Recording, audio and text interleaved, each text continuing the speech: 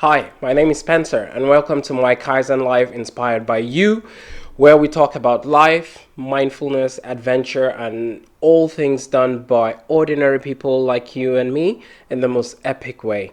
On this channel, I will tell you about my experiences, which I hope may inspire you, and you will tell me about yours, which will inspire me and other listeners as we go together on this journey of endless possibilities. On this channel, I will try as much as possible not to use the word people.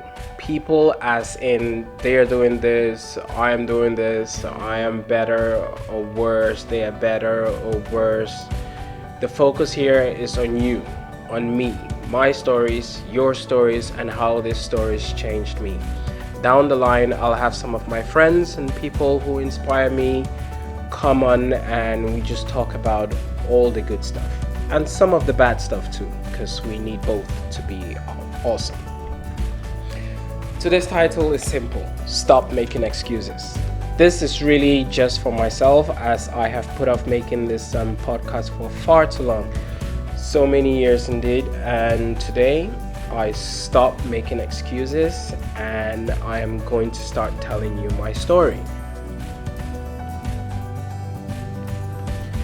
Before going in deeper, I would like to give you a brief history of myself, as knowing my past will cue you in on certain values, beliefs, habits of mine which paint a better picture of me and the kind of relationships I have and why.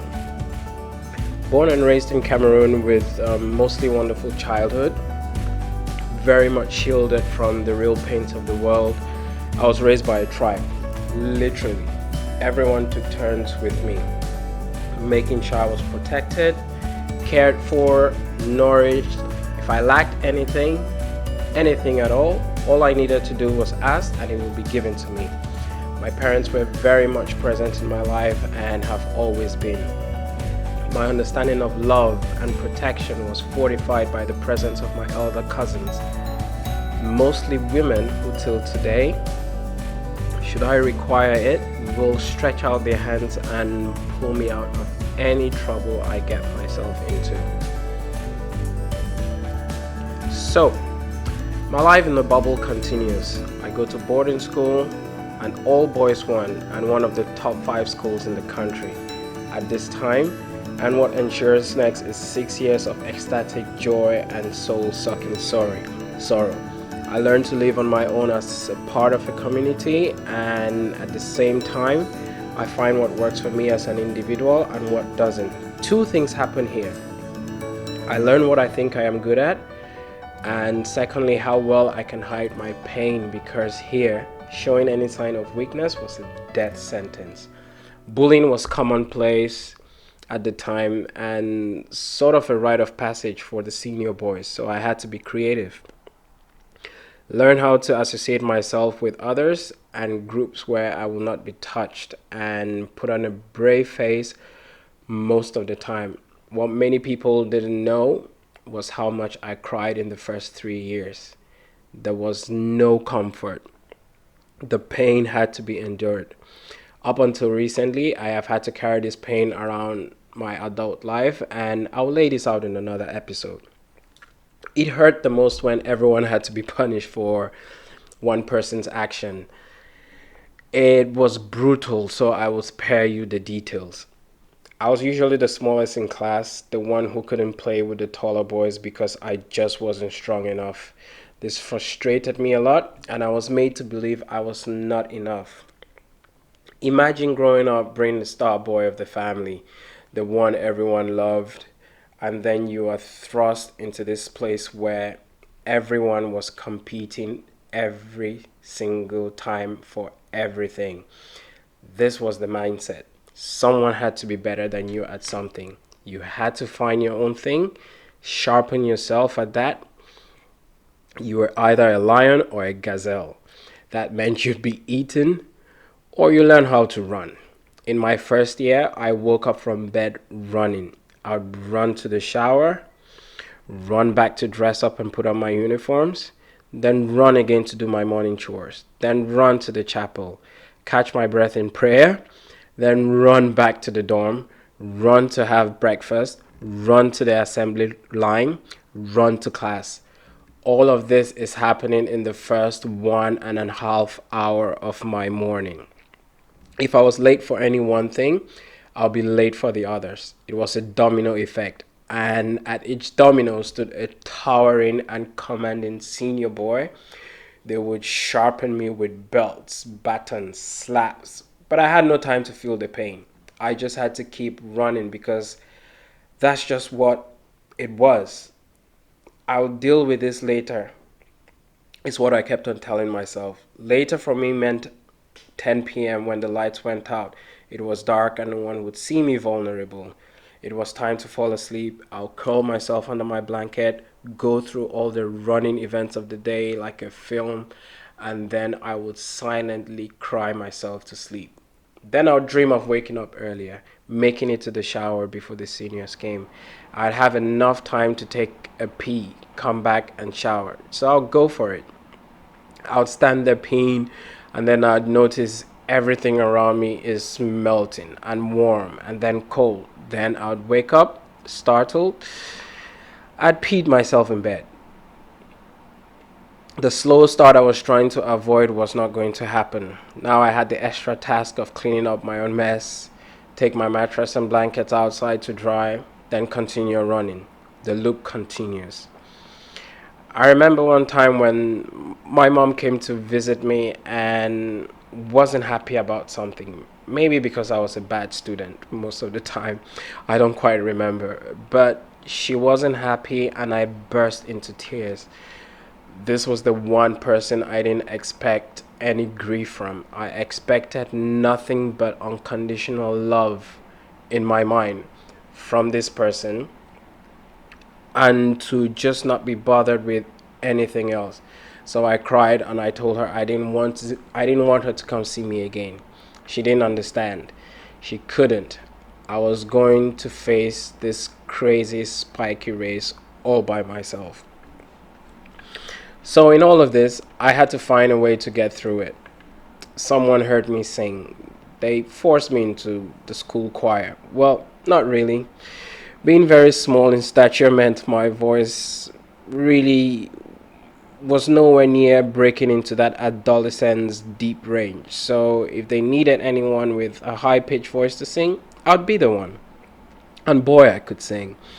I think about it now and I'm like, you were good. I was distinct and very sharp. Then musical plays came along. I'd be cast into the main roles. I'd do plays with the senior boys, and slowly I was pulling myself out of the running everywhere race. I would be spared sometimes because I was the boy who sang. I'd be friends with some of the seniors. I'd found a way to cope, and that meant I had to be center stage most of the time. I would lead my house when it was our turn to do anything musical. So, slowly through it all, I am learning but never really getting perfect. A part of me wanted to, another part didn't want to. But this was what I found joy in. It started this for me, and I started to build confidence and slowly got to doing other things and branched out into sports because that's what men do in an all boys school. And you, especially as we got 90 minutes of sports time 6 days a week. I tried tennis, never got good at it. Table tennis, same result. Volleyball, which I was somewhere okay at. Did I mention the competition earlier? It was on different scales. We had some of the richest kids from around the country with us. Some of them were untouchable. A good number of them tried to be regular kids like the rest of us. Some of them were hated with passion. Some of them were talented at many things. Others bought their way into it. But in a highly competitive environment like this one, talent eventually replaces all of your connections and strings, and only the very best rose to the top. And I'm talking about the best in any category around the country. People were not trying to have A's and get an excellent grade. If there was something that came before an A, like an A prime, that's what people were striving for. And at the 10th and 12th grade, sometimes you'll be the last with a B. Imagine that. So, what you see here is an environment which was set up to bring out the best in terms of competition. It will drive some people and it will break some. I would say it broke me. And I stayed broken for a long time. Comfort would be found in the library. I would read every type of novel, anything to escape from reality which was happening right in anything to escape from the reality which was happening right in front of me. I was angry all the time when I wasn't reading. I would later on go on to be known for having a crazy temper. More of this in another episode. So I'll take it out on my sisters whenever I went back home. My parents would be horrified. Who was I? The loving, ever smiling, and happy Spencer. Where had he gone to? I'd see the confusion on their faces when I was acting out what's going on. They tried many things to straighten me. One of them, which failed miserably, was putting me into art school during the holidays. I think I went to the artist class about 2 times. And one time I drew a line, and another time I drew a box or something with absolutely no meaning at all.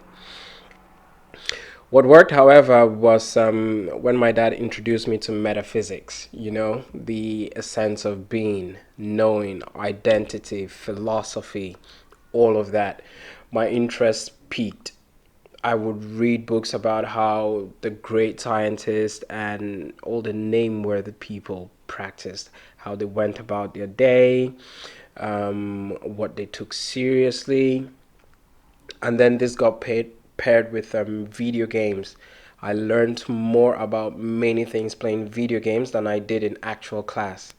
I give so much respect to the people who write storylines and of most of these games. So, like, I learned about Dante and Virgil playing Devil May Cry, about the Sioux people and the Chiefs playing Metal Gear Solid, the Titans and Greek mythology playing God of War, and this is just to name a few. There's been so many times when I've been with a partner and I know the answer to one of the most random things, or give a brief history of or explanation of why something the way it is, and they are shocked. And then most of the times they've had to like try to fact check me, and then they come back with, you were right. So I was glued to the screen during the holidays, and then when I was back in school, I'll be in the library looking for more books on esoteric topics.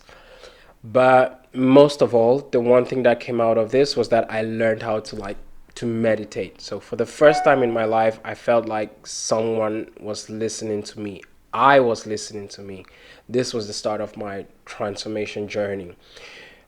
I was in no way consistent, but I knew how to tap into that source every now and then.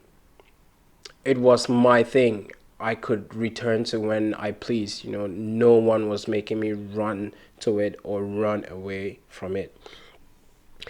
So I did. It was a safe place for me, and there I learned how to calm myself, observe before reacting, and really just grow up. Things started changing. I was becoming sharper in class. I became more confident and really just in a good place mentally and emotionally. Sure, the troubles of the world around me continued to present themselves, but I had found a way to block them out. So, whilst I wasn't reacting, I also wasn't processing. I had figured out a way to build a wall, a big one that nothing escaped from nor get through. Again, it's something that I will touch on in the future. So I have also accepted by this time that I am not good enough at certain things. Others were far better than me, and there wasn't a need to challenge them or try to get better. I was the small guy after all, powerless with no influence. So I built my comfort zone around this, being content with who I was, and I enjoyed my days there, never breaking out nor falling through. And things eventually get to the point where it's graduation time. I graduate, and I think the equivalent of this is 10th grade. And I had the option to continue into high school in the same college, but I wasn't taken back in. And this starts a whole nother series of events turn again in my life, But one interesting thing happens here. I am thrust into another school, now a mixed school, and I am just coming on my teenage years, my hormones and everything. It's all there. But what happens here is my first brush of what I think I'll call power. And it's also the first time I actually reach out and take something because I felt like I could. More of that will be in episode 2, and stay tuned. And yeah, be sure to come back and figure out how I managed to assess what power is, and how I took it and made use of it.